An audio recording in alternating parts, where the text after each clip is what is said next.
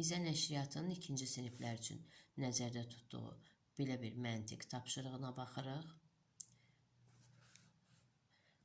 Verilmiş 3 rəqəmli ədəd bərabərliyin sağındakı ədədlə nəticələnib.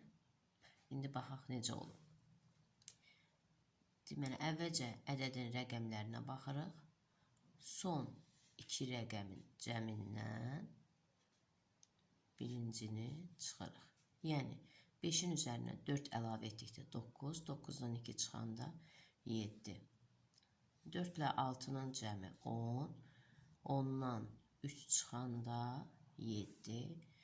5 ilə 7-nin cəmi 12, 12-dən 1 çıxanda 11.